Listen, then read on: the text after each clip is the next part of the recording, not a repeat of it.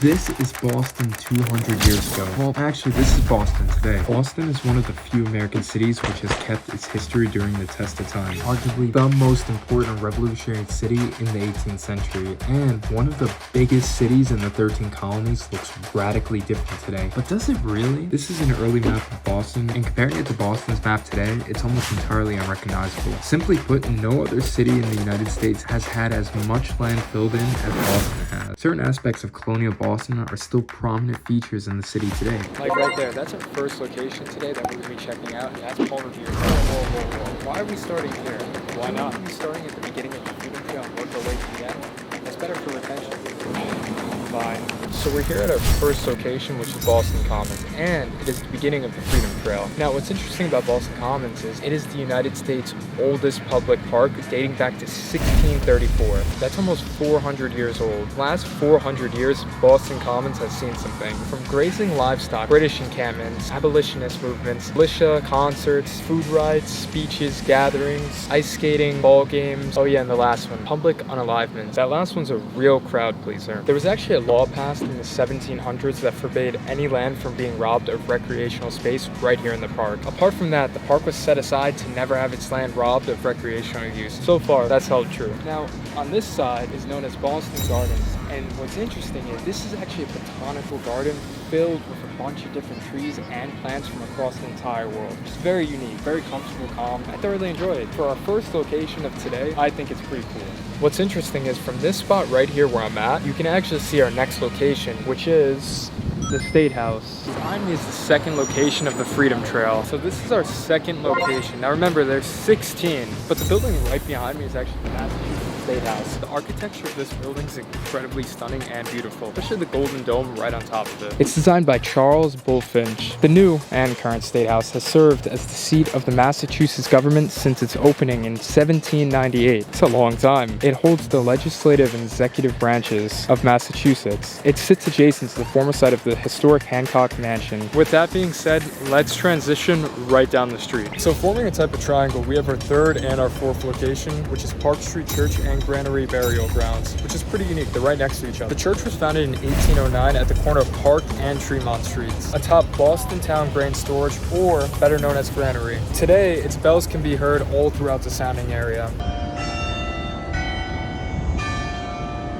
Designed by Peter Banner, at the 217-foot steeple of Park Street Church was once the first landmark that travelers saw when visiting Boston. Right next to Park Street Church is Granary Burial Grounds, which was established in 1660. Some of America's most colonial and influential residents are buried right here in this burial ground, named after 12,000 bushel grain storage that stood right next door. The historical burial ground has 2,300 historical markers. It's absolutely insane. So my old pal Benjamin Franklin's buried right there, but I don't like cemeteries at all, so let's get the heck out of here. Check, please. Right across the street is King's Chapel and King's Chapel Burial Ground, which was founded in 1686. And what's interesting is this is Boston's first ever Anglican church. King's Chapel is home to 330 years of history. The 1754 granite building still stands in its original site, which is the corner of Boston's oldest burial ground, which is incredibly unique because surrounding it is a whole bunch of modern skyscrapers. It's a look into the past. So right behind King's Chapel and King's Cemetery is actually our next stop, which is the Benjamin Franklin statues at Boston Latin School. Boston Latin School was actually founded on April 23rd, 1635, and it is America's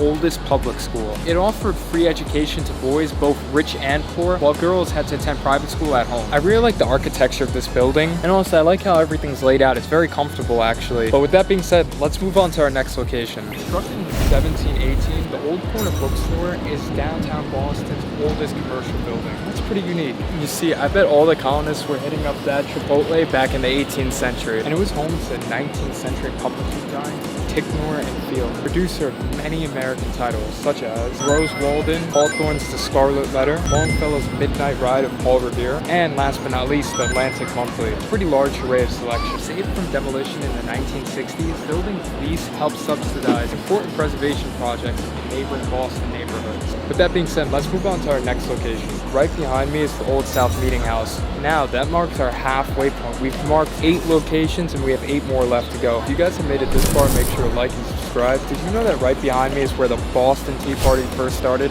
Isn't that interesting? Speaking of the Boston Tea Party, you can actually participate in it today. Very interesting, but you have to pay money for it. So right behind me is the site of our next two locations, which is the Old State House and the site of the Boston Massacre. The Old State House was actually built in 1713, and it stands as the oldest surviving public building in Boston. The building served as the center of civic, political, and business life in colonial Boston. Now, as I said, right next to is the site of the Boston Massacre, which occurred on March 5th, 1770. Of course, the story goes like this. After months of taxation and occupation, the colonial residents of Boston and the British redcoats at the time clashed right here in the streets of Boston, which ended in 5 civilians unfortunately losing their life in the gunfire. That being Crispus Atticus, Samuel Gray, James Caldwell, Samuel Maverick, and Patrick Carr. And ultimately, this event helped provide a driving point that led the Boston colonists to resent and revolt against the King of England at the time, and to help expel the British troops out of Boston. And of course, as we know, they would not return until 1774, which was during the American Revolution. Right behind me is Faneuil Hall, home of free speech and cradle of liberty. What's unique about Faneuil Hall is it hosted America's first town hall meeting. That must have been an interesting sight to see, actually. The hall's vital role in revolutionary politics has not been part of its original plans, but it did become home to a variety of events that helped to shape the nation's history moving forward, so it's quite important. Arguably one of the most important colonists in the American Revolution, we have Paul Revere's house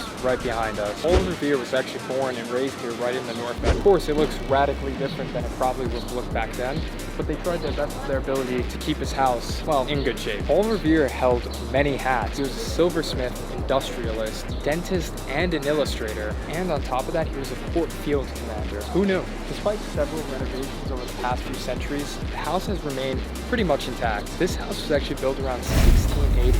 This is actually the oldest remaining historic structure right here in Boston, and the only house present on the entirety of the Freedom Trail. Right behind me is Old North Church, and it was built in 1723. And it's incredibly important because it is also known for Paul Revere's Midnight Ride and the most famous quote, which is, "One if by land, two if by sea." In terms of architecture, I think the church is incredibly beautiful. I love the spire on top of it. I think it's really cool. One final point is, most of these locations I showed you today, you have to pay to get into, which I'm not necessarily the biggest fan of, but I understand it because it's part of the tourism right here in Boston. It makes sense, being one of America's oldest revolutionary and colonial cities. So we have another burial ground on the site of the Freedom Trail. It's named after shoemaker William Cobb. Cobb's Hill Burial Ground is the final resting place of over 10,000 people. And of course, it is a burial ground for merchants, artisans, and craftspeople who lived in the North End.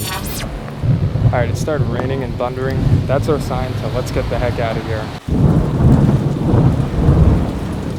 Listen, I told you guys, I don't like cemeteries. You can all tell, I'm still incredibly drenched from my walk all the way over here. It seems like the residents of Cobb's Hill Cemetery played one last joke on me. But nonetheless, that brings us to our next location, which is sitting right behind me. Or rather, I should say docked right behind me. This is the USS Constitution. It set sail from Boston in 1797, and in the War of 1812, it got the nickname the Old Ironside when it fought in HMS British frigate. What's interesting is, over here you have a look into the past, but over here you have a look at the present between the different warship frigates. It's super cool. So this is the final location and monument for today's video, which is the Bunker Hill Monument. As you can tell, you have the skyline of the city of Boston behind me too. The Bunker Hill Monument is incredibly unique. On June 17th, 1775, the Battle of Bunker Hill was fought right here, and it helped to offer a great prediction for the outcome of the war. I actually like this monument a lot. It looks very similar to the Washington Monument down in Washington, D.C. Now, today we went through a ton of different landmarks all across this 2.5-mile journey across the entirety of Boston. I hope you all enjoyed. Don't forget to like, subscribe, share the video, comment. I'll see you guys soon for the next video. And with that being said,